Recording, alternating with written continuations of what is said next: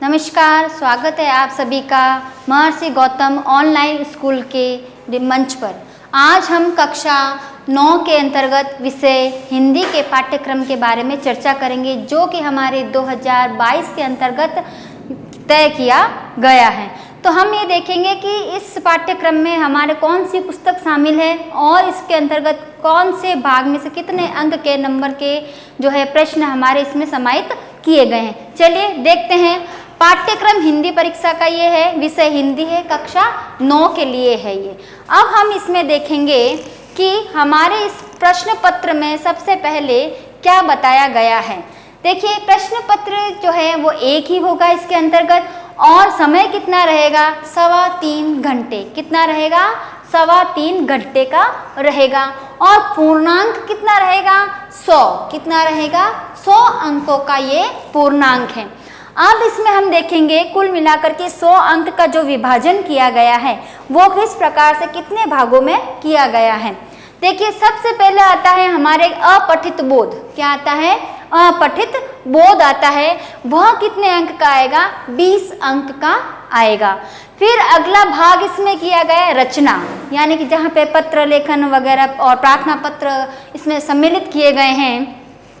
ये आपका भाग आएगा 15 अंक का। कितने अंक का, 15 अंक का ये इसमें समाहित किया गया है। फिर है व्यवहारिक व्याकरण। क्या है, व्यवहारिक व्याकरण, जिसके अंतर्गत आपको संज्ञा, सर्वनाम, विशेषण, क्रिया इनके बारे में आपको ज्ञान होगा। तो इसका जो है भाग कितना आएगा, 15 अंकों का भार है इसमें। फिर है हमारी पाठ्य पुस्तक क्षितिज भाग 1। पाठ्य पुस्तक है जिसका नाम है क्षितिज। क्षितिज जो है वह हमारे पाठ्य पुस्तक में है। जो प्रश्न बनेंगे और अन्य बनेंगे वह है 30 अंकों के। कितने अंकों के हैं, 30 अंकों के हैं। फिर हमारी दूसरी पुस्तक सहायक पुस्तक जो है वह कृतिका है। कौन सी पुस्तक है, कृतिका है। भाग 2 है ये। भाग 1 है यह, यहाँ पे 2 जरा गलती से लिख दिया है। भाग 1 है, 20 अंकों का यह होगा। ठीक है, तो ये जो है अपने क्या है बताया गया है कि 100 अंक इसमें से कैसे निर्धारित किए गए हैं, कितने प्रकार से हुए हैं और कौन कौन सी पुस्तक यहाँ पे शामिल की गई है। अब हम यहाँ देखेंगे कि जो बताया जाएगा 20 अंक का अपठित अंक। अपठित अंक का मतलब क्या है, जो हमारे पेपर के अंतर्गत गद्यांश और पद्यांश आता है वह अपठित के अंतर्गत से आता है। अपठित का मतलब क्या होता है, जो कि हमारे द्वारा पढ़ा नहीं गया है, क्योंकि जो हम पुस्तक में पढ़ते हैं वो पठित गद्यांश और पद्यांश होता है। अब इसके अंतर्गत आपको गद्यांश दिया जाएगा जो कि 150 से 180 शब्द का होगा, और वो गद्यांश कितने नंबर का होगा, 12 अंकों का होगा। कितने अंकों का होगा, 12 अंकों का होगा। काव्यांश या पद्यांश ये दिया जाएगा आपका, ये 12 या 15 पंक्तियों का हो सकता है, और इसका जो अंक भार है वो कितना है, 8 अंक का है। कितना है, 8 अंक का है। और ये जो गद्यांश और पद्यांश दोनों आएंगे वो कैसे आएंगे, विकल्प सहित आएंगे। कैसे आएंगे, विकल्प सहित, यानी कि आपको अथवा में आपको चॉइस दी जाएगी कि आपको जो अच्छा लगे और जो अच्छे से आ रहा है वह आप इसको करें। ये सब जो है इसी में से उपयुक्त साहित्यिक अंशों का शीर्षक चुनाव भी करना है, अर्थात कि जो आपको गद्यांश और पद्यांश जो आपको दिया हुआ रहेगा उसमें से आपके सबसे पहला प्रश्न क्या आएगा, उसका शीर्षक का चुनाव करना आएगा। यानी कि आपको उसे पढ़ करके बताना है कि इसका चुनाव कौन सा होगा। फिर विषय वस्तु का बोध, भाषिक संरचना पर 6 से 8 अति लघुत्रात्मक प्रश्न आएंगे। अर्थात कहने का मतलब है मेरा, एक प्रश्न जो है उसका शीर्षक से संबंधित आएगा, दूसरे जो क्वेश्चन आएंगे वो किससे संबंधित आएंगे, यानी कि उसमें से जो प्रश्न बनेंगे गद्यांश और पद्यांश में उससे संबंधित आएंगे। ठीक है, ये तो बात हुई अपनी अपठित गद्यांश की और पद्यांश की।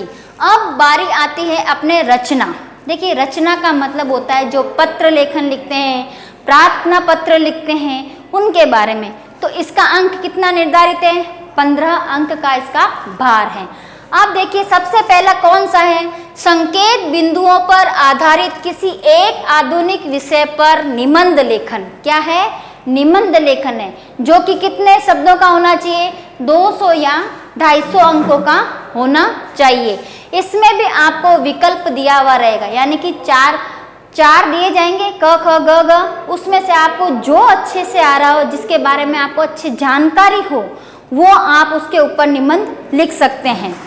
संवाद लेखन या पत्र लेखन विकल्प सहित, इसका अंक बार कितना है, 5 है, ठीक है।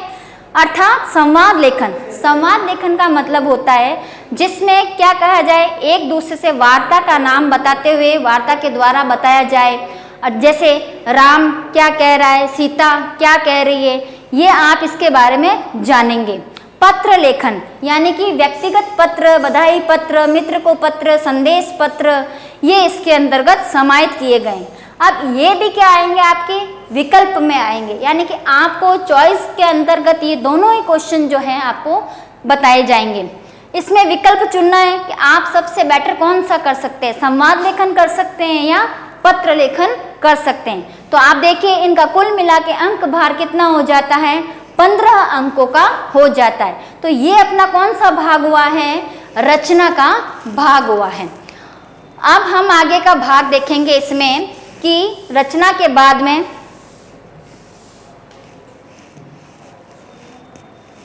व्यवहारिक व्याकरण, क्या देखेंगे, व्यवहारिक व्याकरण, जिसके अंतर्गत कौन कौन से लिए गए हैं, शब्द निर्माण। सबसे पहले क्या लिया गया है, शब्द निर्माण। अब शब्द निर्माण में क्या है भाग अपना, उपसर्ग और प्रत्यय। सबसे पहले क्या ज्ञान होना चाहिए हमें, उपसर्ग और प्रत्यय के बारे में ज्ञान होना चाहिए। मतलब उपसर्ग किससे कहते हैं, प्रत्यय किससे कहते हैं, कितने प्रकार के उपसर्ग होते हैं और प्रत्यय कितने प्रकार के होते हैं। इसके पश्चात विशेषण, लिंग और वचन का विशेषण पर प्रभाव। देखिए एक विशेष बात है इसमें कि विशेषण, लिंग और वचन, इन सब का क्या होना चाहिए, विशेषण पर क्या प्रभाव पड़ता है, इस बार इसमें ये सम्मिलित किया गया है।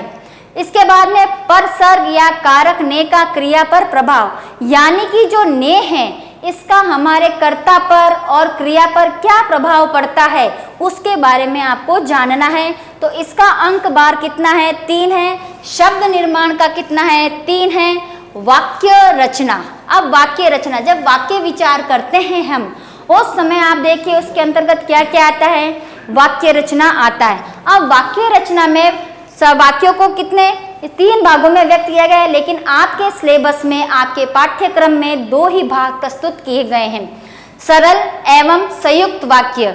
आपको इनकी परिभाषा, उनके भेद ये याद होने अनिवार्य है। और इसका अंक बार कितना है, 3 रखा गया है। इसके पश्चात देखिए क्या क्या आता है व्यवहारिक व्याकरण में, पर्यायवाची शब्द। कौन सा, पर्यायवाची शब्द, यानी कि एक शब्द के अनेक अनेक नाम, एक शब्द के अनेक अनेक नाम। विलोम, श्रुति समभिन्नार्थक, यानी कि सुनने में एक समान प्रतीत होने वाले शब्द। श्रुति का मतलब ये क्या होता है, सुनने वाले शब्द। ये कितने नंबर के हो जाएंगे, 3 नंबर के हो जाएंगे। इसके पश्चात आते हैं अपने मुहावरे। क्या आता है, मुहावरे, जो कितने अंक का है, 3 अंक का लिया गया है। इसके पश्चात हम देखेंगे पाठ्य पुस्तक एवं पूरक पुस्तक। मैंने पहले ही आपको बताया था हमारे सिलेबस में, हमारे पाठ्यक्रम में 2 पुस्तकें समाहित की गई हैं। पहले है क्षितिज भाग 1। अब इस क्षितिज भाग 1 जो है ये कितने अंक का है, 30 अंक की है। कितने अंक की है, 30 अंक की है। यानी कि जो कविताएं हैं इन्हीं में से, इस पुस्तक में से आपको पद्यांश दिए जाएंगे और गद्यांश भी दिया जाएगा। ठीक है, ये पद्यांश भी कैसा होगा, विकल्प सहित होगा। कैसा होगा, विकल्प सहित होगा। अर्थात आपको चयन कर सकते हैं कि आपको कौन सा पद्य करना है या कौन सा गद्य करना है। इसी पर आपको एक क्या दिया जाएगा, अर्थ ग्रहण संबंधी 3 या 4 लघुत्रात्मक प्रश्न दिए जाएंगे। इसी से क्या दिए जाएंगे, लघुत्रात्मक प्रश्न दिए जाएंगे, जिसकी उत्तर की सीमा जो है 40 से 60 शब्दों में तय की गई है। कितनी की गई है, 40 से 60 शब्दों में तय की गई है। और इसका अंक भार कितना है, 6 है। कितना है, 6 रखा गया है। इसके पश्चात जो निर्धारित कविताएं, कहाँ से, क्षितिज पुस्तक से। कहाँ से?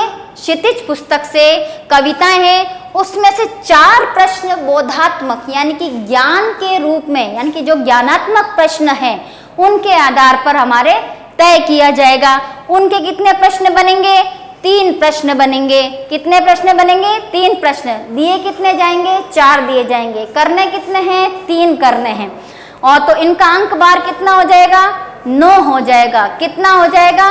9 हो जाएगा। इसके पश्चात गद्य, मैंने जैसा कि आपको बोला था पहले ही, पद्य और गद्य का। गद्य पाठों में से किन्हीं 2 गद्यांशों के विकल्प में से किसी एक पर यानी कि गद्यांश दिया जाएगा, उसमें से उस गद्यांश के भाग में से अर्थ ग्रहण करते हुए आपको प्रश्न दिए जाएंगे। 3 या 4 प्रश्न दिए जाएंगे। वो कैसे होंगे? लघुत्तरात्मक प्रश्न होंगे। कैसे प्रश्न होंगे? लघुत्तरात्मक प्रश्न होंगे। और इनका अंक भार कितना निश्चित किया गया है? 6 अंक निश्चित किया गया है। इसके पश्चात गद्य पाठों पर आधारित 4 में से 3 बोधात्मक प्रश्न होंगे। जिस प्रकार पद्यांश भाग में बोधात्मक अर्थात ज्ञानात्मक प्रश्न दिए गए थे, उसी प्रकार जो है गद्य भाग में से भी आपको 4 प्रश्न दिए जाएंगे, लेकिन आपको 3 उसमें से करने अनिवार्य हैं। तो इसके लिए आपको क्या दिया जाएगा? 9 अंक भार दिए गए हैं।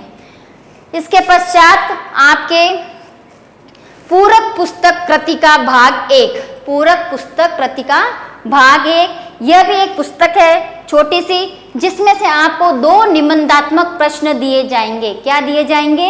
2 निबंधात्मक प्रश्न दिए जाएंगे, जिसमें से आपको विकल्प सहित एक प्रश्न का चुनाव करना है। क्या करना है? एक प्रश्न का चुनाव करना है और लगभग 100 या 120 शब्दों तक उसकी उत्तर सीमा तय की गई है। और इसका अंक भार जो है कितना है? 8 है। कितना तय किया गया है? 8 तय किया गया है। इसके पश्चात देखिए कृतिका भाग का इसी में से 5 लघुत्तरात्मक प्रश्नों में से प्रश्न आएंगे, ठीक है। और इसकी उत्तर सीमा जो कितनी है? 30 शब्दों में। कितनी है? 30 शब्दों में तय की गई है। इसके पश्चात इसका अंक भार 12 रखा गया। कितना रखा गया है? 12 रखा गया है। तो ये जो है अपना पाठ्यक्रम जो है कक्षा 9th का हमने आज चर्चा में लिया, जिसके द्वारा आप अपने परीक्षा की तैयारी अच्छे से कर पाएंगे और अपने उद्देश्य को ध्यान में रखते हुए लक्ष्य को अच्छे से प्राप्त करेंगे। धन्यवाद।